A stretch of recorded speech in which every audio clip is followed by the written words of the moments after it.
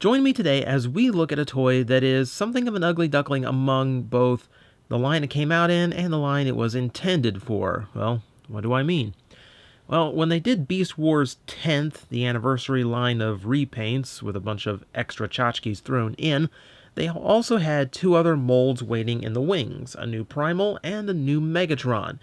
However, they were designed with the Cybertron toy line in mind in case Beast Wars 10th didn't take off. It did, so they got Beast Wars accurate paint jobs and would come out in Cybertron as repaints, Megatron being extremely hideous and Optimus being, well, brown. So there's your creativity.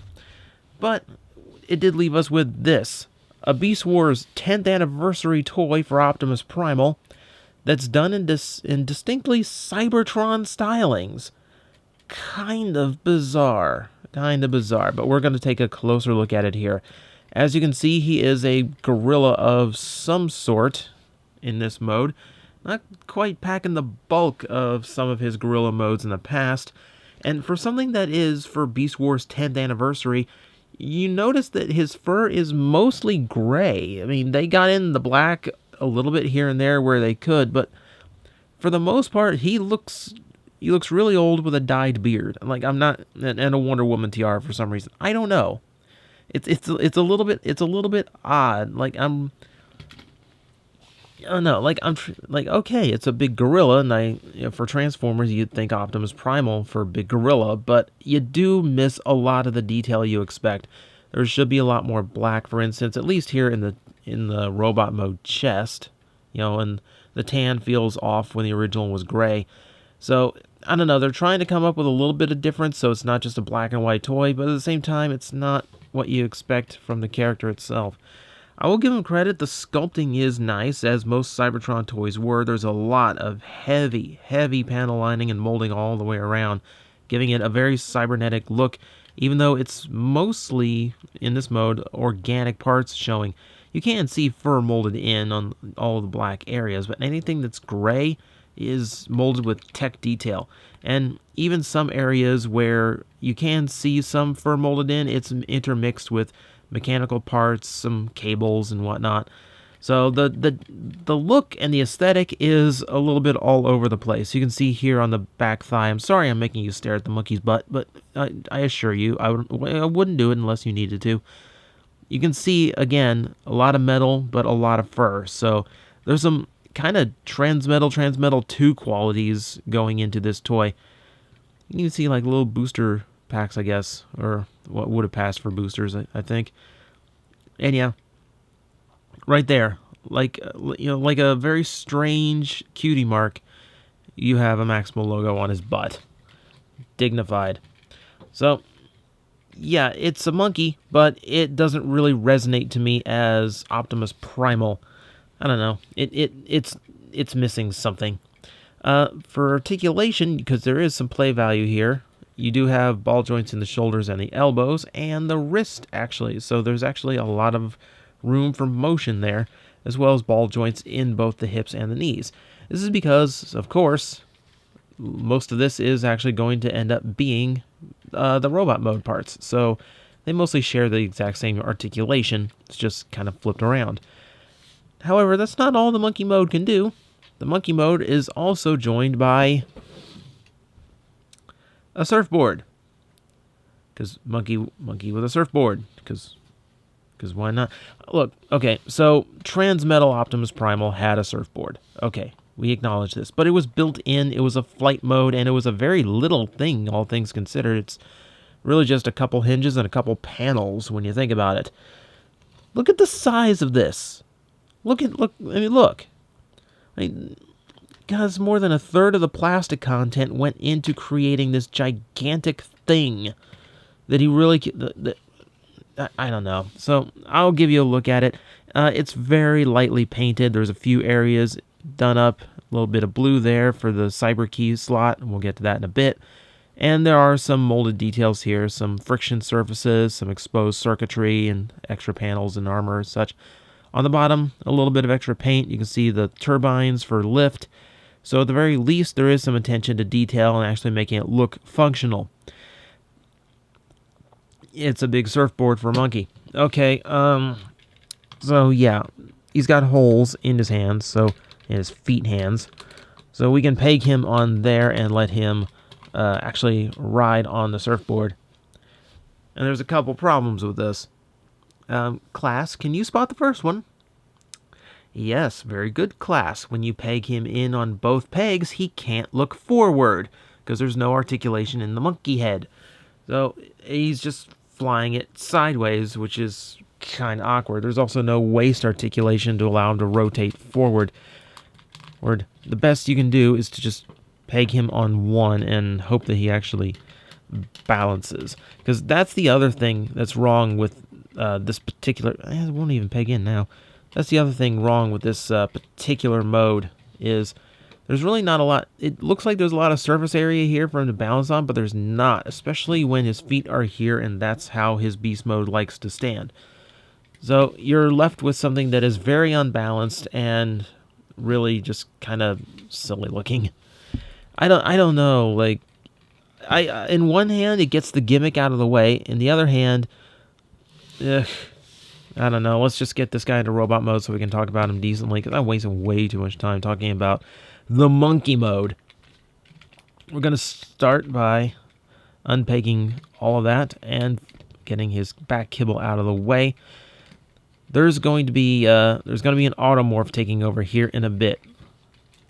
He's kind of Optimus Minor in a way, in that he kind of transforms by cartwheeling, which is kind of bizarre, but that's what we're going for. It actually kind of reminds me more, especially with like the Transmetal 2, like cybernetic and organic mix. He kind of actually does remind me a little bit more of Optimus Minor than Optimus Primal, which is something of an irony. If we get this part out of the way, you can see everything that went here, springs closed down to here, which instantly gives us the bulk of the proportions for our robot mode. All this needs to swing over and through what used to be the legs and are now the arms. Get that over on his back. The chest has to come down. Come on. Come on, come down. Okay, so it turns out if you don't open up the chest at the right time, you can lock up the entire transformation and nothing works. Haha. You know, these reviews go fine until I get to the part where I have to transform it, and even if I practice, I end up forgetting something. Ugh, I need more practice before I turn on a camera, don't I? Yeah, pretty much as simple as that. Go ahead and fold up his hands to look more like actual fists instead of monkey paws. Monkey paws always go bad. There's always a twist involved that you don't want. Now, with that done, you can get Optimus Primal into his robot mode. And of course here, he actually looks far more like the Optimus Primal we know and love. Though there are still a few little qualms we might have here and there. For starters, it's a different take on the characters, so there's inaccuracies I'll let go. Red hands, for instance, is a little weird, you know, selective applications to the paint, you know. The one thing that does bug me as far as the robot mode goes, you can see where the shoulder guards are molded in, but they don't rotate up, and I'm not exactly sure, because the toy has plenty of room to do this, and I'm not really sure if it's just a part count thing or what. Maybe if you take a few parts out for this thing, you could have gotten in the shoulder guards. I don't know. I think the outward shoulders is just such a prominent thing in Primal's design. It really shouldn't be done without that, and something about that kind of bugs me. So, whatever. It's a different take on the character, so let's take it for what it is. We'll take a look at the robot mode head, and okay, you've got some definite primal features in there. The unique shape to the head antenna is represented. Of course, he does have a mouth molded in. There's something very kind of like, and I look at the head, and it's something like, I get like Superhuman Samurai vibes, or even a little bit of Ultraman. I don't know what it is. It just kind of strikes me as very Japanese toku. I'll also go ahead and show you the chest while we are in close-up. This is a little bit more familiar. This is a little bit more to the detail he had originally. I do like that it's all painted in silver to make it stand out. Again, you have some extra blue that wasn't originally there, as well as on the pelvis. And then down to the legs, we have some red as well as some blue, just to detail and break up the colors of the legs, and really just give the legs color in the first place. Here, the color layout is far closer to the original Primal. The black is a lot more prominent now that we can see it on both the arms and the legs so much, though the gray does still take up the most of his torso. This is at least a bit more accurate and a bit more what I expect out of Primal, but for the most part, still lacking something here and there. So, yeah, most of the molding I already showed off, because these are still the same arms and legs. So I'll go ahead and go straight into the articulation. Again, we got ball-jointed shoulders and elbows. This is just the same articulation. Now the Beast Mode legs are just on the arms, and the Beast Mode arms are now the legs. So a lot of that all still works. So he is quite the posable toy. I do have to give him that. And now he also gets a ball-jointed head to add to all of that. So it does work as an action figure that vaguely represents the original Optimus Primal. And then we have his big, dumb surfboard. Now, I'll tell you, he can't ride it in this mode, though the hands still have the peg holes if you want to hold it while he's actually standing up.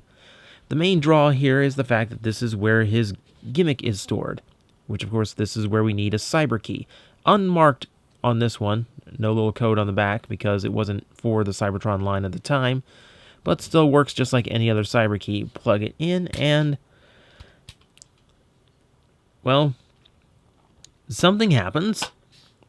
I'm not entirely sure what. I think this is supposed to be some kind of blade that's supposed to stick out, and I don't know, now you fly by and like clip off Predacons' heads. I don't entirely know. It's really one of the least impressive cyber key gimmicks in the Cybertron line, which is kind of interesting considering how much bulk actually goes into this piece of the toy. The only real thing of importance it did was reveal the switch, which is going to launch the missile, which of course we will not launch on camera because anytime you are firing off a missile and you aren't paying attention to where it goes, it gets sucked into a transwarp and ends up in the prehistoric Earth. You won't get it back for a good 10,000 years. That's if the museum is nice to you. It's really not doing anything for me. I've never liked this surfboard. I think it's an enormous waste of plastic, an enormous waste of engineering that should have gone into making Primal here as good as he could have been. Because while he is a decent-sized toy, he does end up kind of thin and kind of featureless for a Cybertron Deluxe, which are typically all really big and like really well-engineered toys. And again, like I look at parts like this and I wonder, well, if you put in so much plastic here, where are the shoulder guards? Where are the accessory weapons? Like where, this Primal doesn't have his flip-over missiles. He doesn't have his wrist guns. He doesn't have the swords or that weird ball and chain thing. I know. You know what you get? Aside from an episode of the show? You get this. A tiny little Axelon piece. This was the replacement for the Transmutate part, since, of course, with only 2 figures in a wave, it's kind of hard to do a Build-A-Figure. And this is nice. I give it that. A tiny little representation of the Maximal ship. That's kind of cool. And just because you never really got a good look at it in the show. So to see it fully rendered here with all the details very well sculpted in, I can kind of go with. That kind of works. I still really would have preferred a loadout of good weapons. I would have preferred something that actually made the toy more interesting, not just a one piece of plastic that's just going to sit around and collect dust. I don't know. So that is pretty much the bulk of everything that goes to Beast Wars 10th Optimus Primal. A toy painted for the Beast Wars 10th toy line and molded for the Cybertron toy line. So he really fits in this weird amalgam of space between the two. It's it's a forgivable figure. I mean, it looks cool on its own. Like, if you don't have any preconceived notions of the original Primal, I can see this being a good and interesting toy for people. But as part of the Beast Wars 10th line, it feels like they could have done so much more to make this feel like Optimus Primal. I just think there's too much missing in the way of accessories and too many major features of the original design that are absent here. And so much that went into a stupid surfboard that he can really only use in beast mode and doesn't really work when he uses it there with a lame gimmick, and it's ugh. Really wish they would just put that in the actual robot. That's how the rest of Cybertron worked. This is the weird thing about what I do. I'm getting salty over toys from 2006. Ugh.